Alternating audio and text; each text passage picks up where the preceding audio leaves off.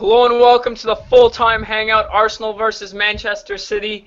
2-0 victory for the Gunners, and it sends all the Arsenal fans around the world into dreamland, Moran. What are your quick thoughts after that match? What a performance from the lads. I want to go all the way to North London right now and kiss Santi Cazorla's feet right now. My God, he was a magician today. He was ridiculous. He literally at one point he went through the entire City team. He was splendid. Even more credit goes to the back line. This was a performance to shut everybody up from Koscielny and Mertesacker. They were splendid. Mertesacker finally, glimpses of, the old Mertesacker. Koscielny, the rock he was. Even Moriel put in a great shift. Bellerin was all over the pitch. Gosh, even though some of the substitutions, Riziki on for Chamberlain, a little questionable, but hey, it worked out. No, that was a substitution. Wenger got it. Substitution, man. There's a reason why I'm not the manager, and Wenger is. He did it. He 100% today for him. That's Rayhan and I were just discussing that earlier, and that was just such a wonderful substitution in my opinion. Thomas Riziki came on. He brought that composure, that veteran leadership that we needed. He didn't give the ball away at all. He played some fantastic balls, and watching him and Santi Cazorla work in that last 15 minutes was such a pleasure to watch. Moran mentioned that defensive performance by the back four, but I think we got to give credit to the whole team in their defensive performance. Both the wingers were tracking. Giroud was playing well up top, and the arguably second man of the match behind Santi Cazorla, Francis Coquelin. Is he the answer to our problems at that defensive mid role? Well, like I said in the halftime hangout, Francis Coquelin's been that link between defense and attack, but more so, he's reinforcing that our defensive unit.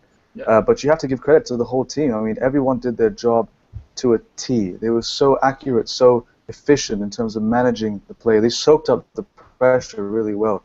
And what I think about this game is that it really unearthed a new dimension to the way Arsenal can approach games now. It's no longer, pass, waste time in the opponent's box and then get caught out on the counter. No, we did the exact opposite of that today. We absorbed the pressure. We were strong on the counter. Yeah. We were just cutting out passes left, right, and center. Why? Because our shape was so on point. It completely complemented Man City's shape, and we exposed their weaknesses today. And I'm very, very pleased with the result. Here's one point that I just want to put out there that might go unnoticed by some, and that's the work of Olivier Giroud today.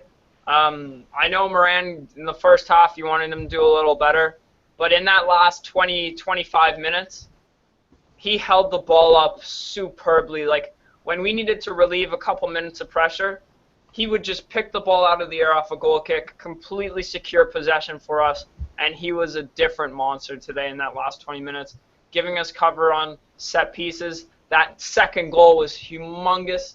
A 2-goal lead completely changed the game. And just a shout-out to Olivier Giroud today. I thought he was wonderful. Yeah, Moran?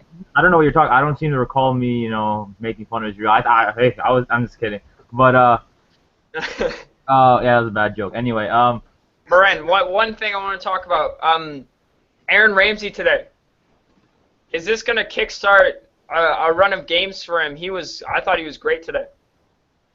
Everybody was. I can't stop smiling about this performance. Everybody was great. The thing is, if you had to pick someone that was I don't want to say the worst, but performed lesser than everybody, then you could say either Ramsey or Chamberlain. But even then, they were both still great. That's how top this performance was. And back to the Giroud point, I've been a big I've always opposed Giroud, but last year the difference in the reason why Arsenal couldn't really push forward for the title was Giroud's lack of production in the big games. You look at it this year, he scored at Anfield, he scored at Goodison, he scored at the Etihad, he scored against Manchester United.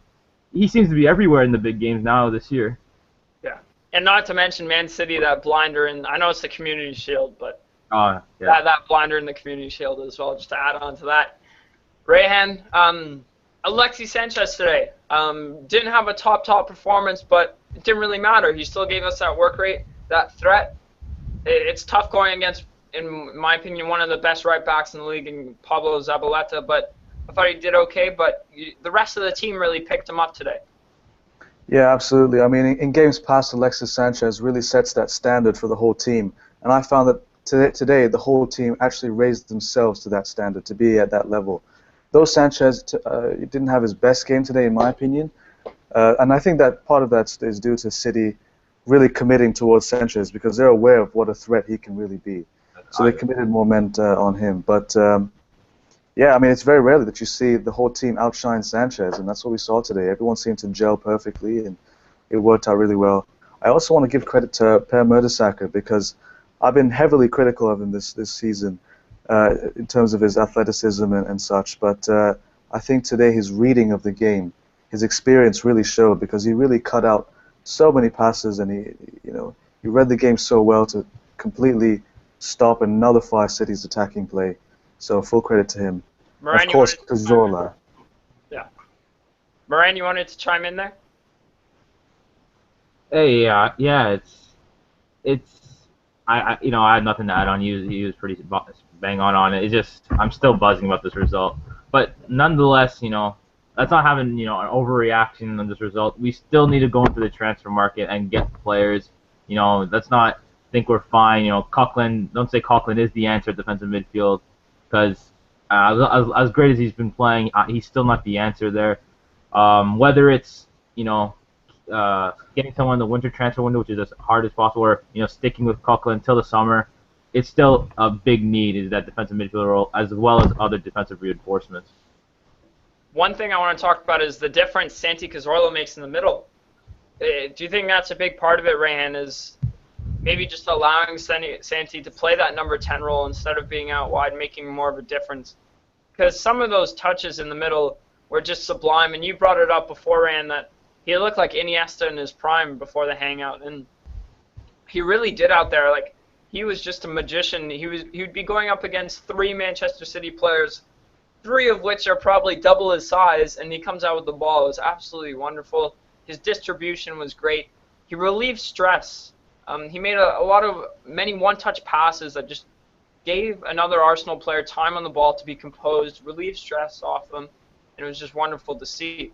Do you think him in that 10 role makes a huge, huge difference, or can we see that same productivity on that left wing? They say big things come in small packages, and Santi Cazorla really showed that today. I think by putting him in that central role, it allows him more freedom. I mean, he is a very two-footed player, and he can, that's just a whole other dimension he can have to his game. So if you restrict him to one side, you'll never get the full potential out of his skill set.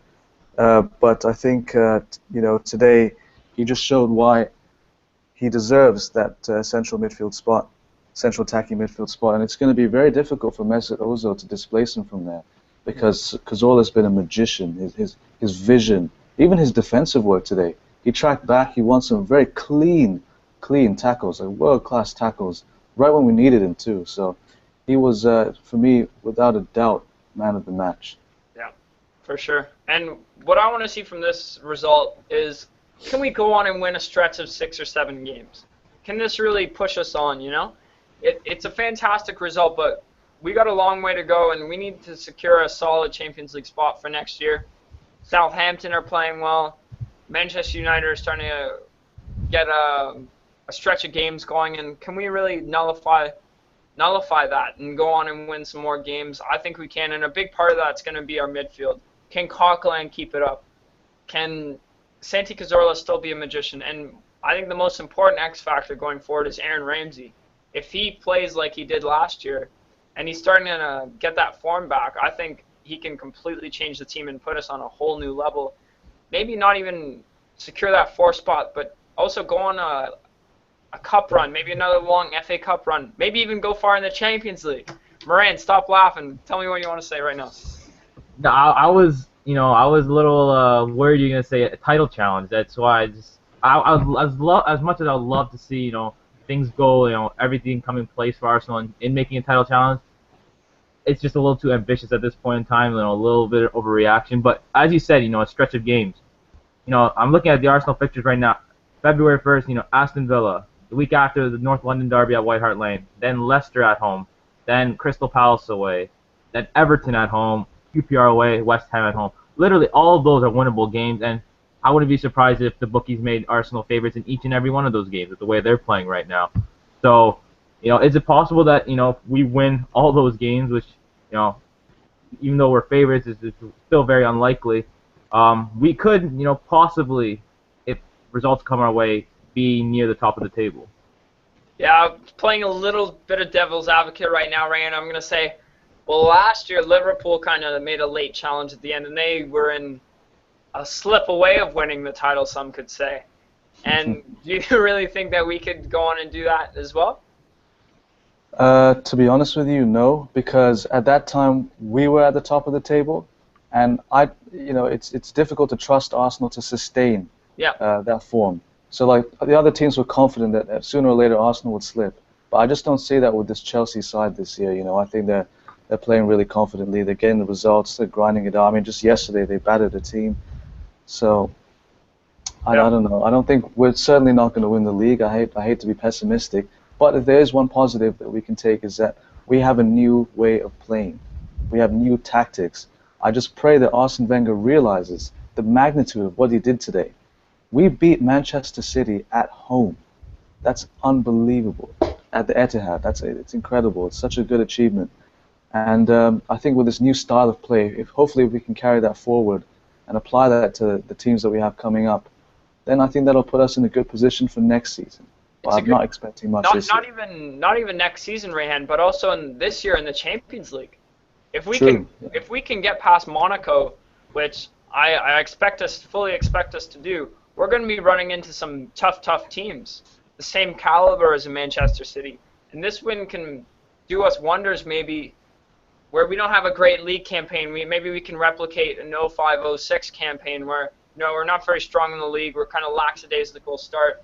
Can't really go further than that. But we go far in the Champions League, maybe an FA Cup run as well. And that's a great point that you make. We can use this mentality in big games. And big games will be coming up, not only in cup fixtures, but in the Champions League. And Moran, let's talk about the transfer market again. Obviously, defensive mid, but also, I think more importantly, just a versatile center back that can also maybe play on right back or left back. We can get another center back. I think that would be huge for us. Do we need any more offensive reinforcements? I personally think we're okay going forward. Would you disagree with that? Especially with Walcott and Ozil coming back, I don't see any reason why we'd go out and get an offensive player. Yeah, and especially with Welbeck and Wilshere coming back as well. I just don't. We know Arsenal. Everybody knows Arsenal has a lot of firepower. It's just the back line's very fragile. It's just simple as that.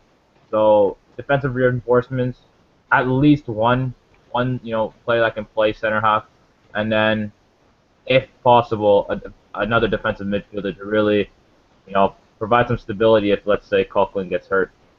Yeah. All right, lads. Overall, just a fantastic day. Arsenal fans around the world right now are completely buzzing. We went to the league champions and we beat them at their own pitch. We kept a clean sheet. It was a solid performance. This is the first time in a long time that we've seen Arsenal in a big match go out there and give a solid 90 minutes. We're used to only seeing maybe that for half a match, but today we saw it for the full 90. Absolutely fantastic. Jack. Can we just have a moment of silence for Santi Cazorla today? He was just I was telling Rayhan before this, before the hangout, we won't see a better Arsenal performance than that in a very long time. I can't think of one. Alexis Sanchez has been good this year, but nowhere near that level of performance that Santi Cazorla gave today. So just one more recognition for that performance from Santi Cazorla. Any last words, guys? I'll start with you, Moran. I actually kind of forgot. Oh, yeah, there we go. Think about it. Last year, we got demolished at the Etihad 6-3. And the fact that we came and had a clean sheet this time around, it just shows the progress Arsenal has made, the lessons learned since that time. And it's just lovely seeing us adapt, to situations. Wenger's finally, well, at least in this game, he's noticed, the changes he had to make. And credit to him. He deserves the most credit because he got it. For once, he got the tactics bang on today. Rayhan, what about you? Yeah, I think this is. I mean, this phrase has been overused throughout the season. You know, turning point. Every week seems to be a turning point. Everyone's hoping for a turning point, but genuinely, I believe this can be a turning point because we have, like I said before, it's a new style of play that we haven't really seen from Arsenal before. Just this tactical astuteness, just very disciplined. The shape was so on point today. I mean, I cannot stress that enough. And I think, yeah, going forward, if we can apply this and take out those top teams like Chelsea, I'm looking forward to those games now. If we can play like this and sustain our form. One last word for me would be Hector Bellerin. Is he 19 years old, lads? 19, 18 or 19? 19, yeah. 19?